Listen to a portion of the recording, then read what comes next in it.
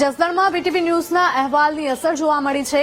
કુંદડી ગામમાં શાળાના 4 રૂમને મંજૂરી મળી ગઈ છે। કુંદડી ગામના લોકોએ વીટીવી ન્યૂઝનો આભાર માન્યો છે।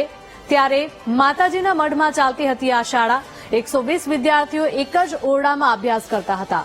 સરપંચે વહીવટી તંત્રને અનેક રજૂઆતો કરી હતી। વીટીવી ન્યૂઝની ટીમે શાળા અંગે અહેવાલ દર્શાવ્યો હતો।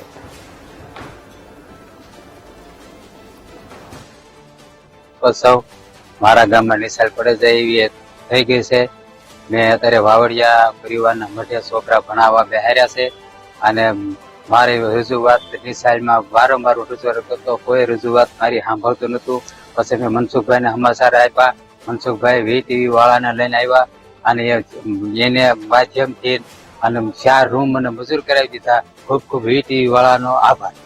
એના સંદર્ભે મેં સ્થળ મુલાકાત કરી અને વીટીવી ની ટીમને મેં જાણ કરી, એટલે એમને સ્થળ તપાસ કરી, રિયાલિટી તપાસ કરી અને અહેવાલ છે ચેનલની અંદર રજૂ કર્યો। એનો પડઘો પડતા સરકાર જાગી, વહીવટી તંત્ર જાગ્યું અને આજે રાજકોટના હુડકોના જે 6 રૂમ હતા એ કુંદણી ગામે મંજૂર કરવામાં આવ્યા છે 4 રૂમ, અને આધ્યા ગામે જે ખૂટતા રૂમ હતા એ 2 રૂમ તાત્કાલિક ધોરણે મંજૂર કરવામાં આવ્યા છે।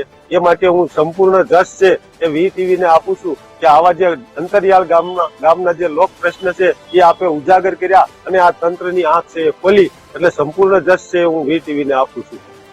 સંવાદદાતા કાળુ રાઠોડ જોડાયા છે। કાળુ, જણાવશો કે મઢમાં ચાલતી હતી આ શાળા, પરંતુ વીટીવી ન્યૂઝ દ્વારા જ્યારે અહેવાલ દર્શાવવામાં આવ્યો ત્યારે શાળાને મંજૂરી મળી ગઈ છે।